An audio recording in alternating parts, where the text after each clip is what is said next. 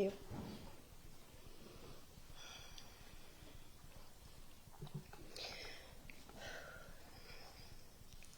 I heavily debated coming to court today to speak for a few reasons. I feel betrayed by our justice system. I've put myself in a very vulnerable position by coming in and sharing about my pain, which I'm very private about, and telling everybody how much I have suffered, which I tried to put aside to honor Alaina's memory, and I feel it ended up accomplishing nothing here. My main reason, though, for not wanting to speak was that I didn't want to give you the opportunity to enjoy more of our family's suffering, which you've admitted that you wanted to see. This entire ordeal has pushed me to my emotional, physical, and mental limits. It will continue to do so for the rest of my life, even more so now that he has escaped being punished to the fullest extent of the law, as I believe he should have been, knowing he gets to live out the rest of his natural life, something Alaina doesn't get to do because of his disgusting and violent actions on February 14th, 2018. He has escaped this punishment because a minority of the jury was given the power to overturn the majority decision made by people who were able to see him for what he is, a remorseless monster who deserves no mercy.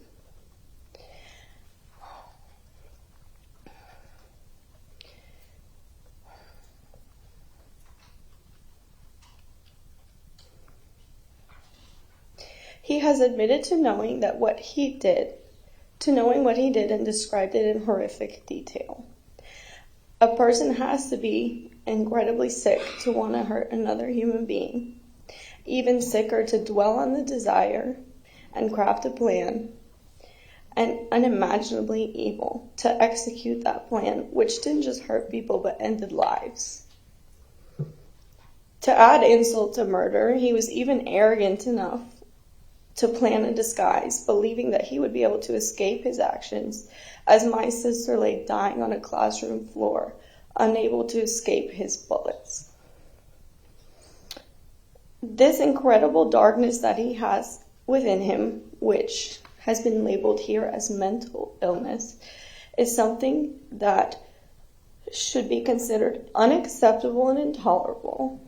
Yet, in this court, we have shown the world that if one stretches the truth, they can get away with not only murder, but mass murder.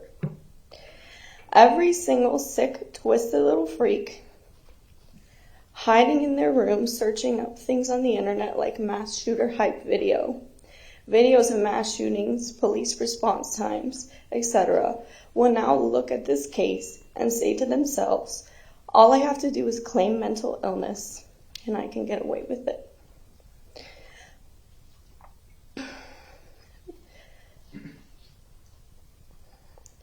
An incredibly dangerous and ridiculous precedent that has been set here will affect the lives of children across the nation.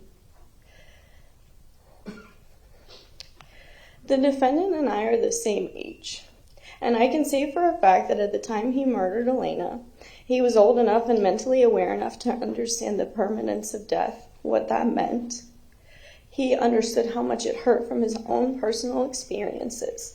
And he fully understood what the consequences would be for murdering someone, yet he chose to do it anyway. I could sit here and complain, as he has, that I've had a hard life. I was bullied in school. I've lost 15 family members and loved ones since I turned 9, to sickness, suicide, accident, and now murder. Not once have I ever turned to hurting others as a solution to make me feel better, because I'm not a coward and I'm not weak. However, after witnessing these proceedings, it appears to me that we coddle, protect, and even reward weakness and evil in a person. I have tried to turn the other cheek so many times and stay strong throughout Alaina's murder and everything related to this case afterwards, so much so that I feel that my cheeks are bleeding. But I'm still here trying to do the right thing and stick up for her memory. I have relived Alaina's murder in this courtroom. No one that's up here right now can imagine what it's like to have a little sister murdered. And you cannot begin to, understand the depth of pain that it is to relive it in a very public setting, surrounded by strangers. I have heard the gunshots that killed her through the speakers in here. I have listened to the medical examiner describe the fatal gunshot wounds that he inflicted on my 14-year-old baby sister. Sorry, I can't see.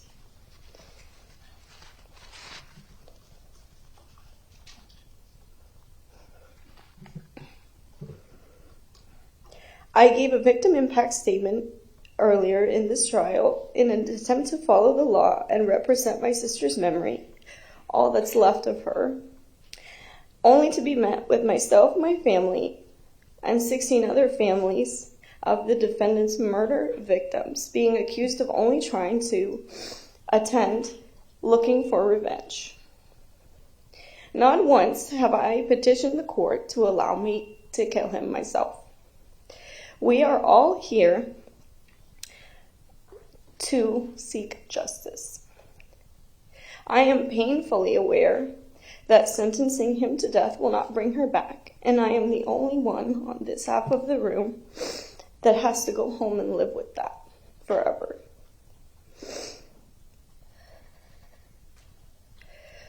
But what we've been told here is that 17 lives are worth nothing if you can make enough excuses for your actions. He has gotten everything he's wanted in this case, save 3 more victims, because as he stated, his goal was to take the lives of 20 innocent people. And we are left with nothing and a slap in the face to top it off. Alaina was unable to protect herself from his bullets in that classroom, and this court has failed to protect her posthumous rights, her memory, and her family. I believe that who you are as a human being is, 1, how you treat other people. He showed no kindness, no mercy, no remorse while murdering Alaina. He shot 139 rounds of ammunition in that building. He had 138 opportunities after his first bullet to stop. He could have stopped after the first classroom, after the first magazine, after the first floor, but he chose to keep firing, to climb multiple staircases, and to continue his rampage because he was enjoying hurting other defenseless and frightened human beings. He shot Alaina through the heart. Why? Because she didn't pick a good enough hiding spot? Because she wasn't able to escape his line of fire fast enough in a moment of intense fear? He shot her multiple times as he did every other victim to make sure that she was dead. That is how he treats other people.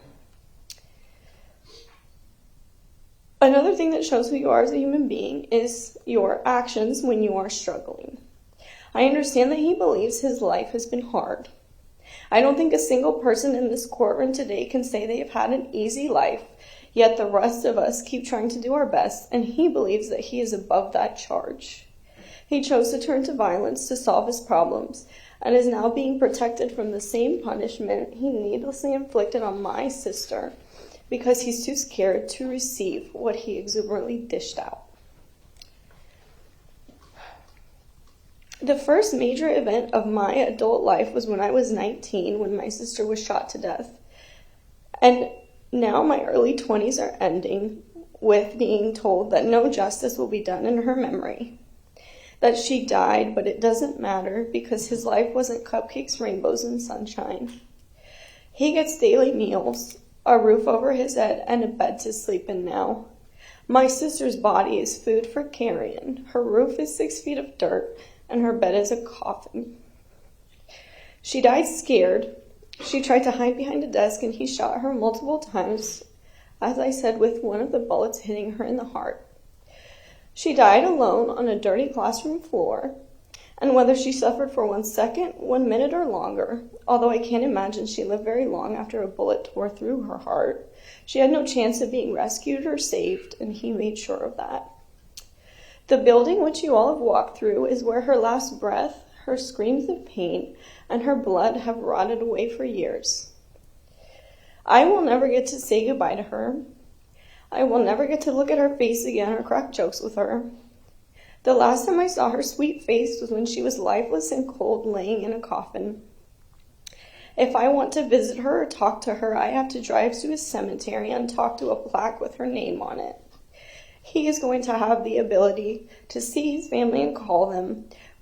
I get to spend the first half of every visit I make to her grave for the rest of my life trying to avoid thinking about how her body is beneath my feet and wondering if I'll see her in another life. Alaina will never grow up. He stopped her at 14. She's never going to go to college, get a job, get married, meet any of her nieces or nephews, have kids, or even breathe again. But he'll be able to draw a breath, and he has for the past 4.5 years that she has not. And he will get to continue to do so into old age. I believe that one who robs another human being, let alone 17 of them, of their power over their own life and the right to live out their natural lives, getting to keep both of those privileges is not an example of justice. Thank you. Megan, I am deeply sorry for your loss. Thank you. Thank you for being here. Thank you.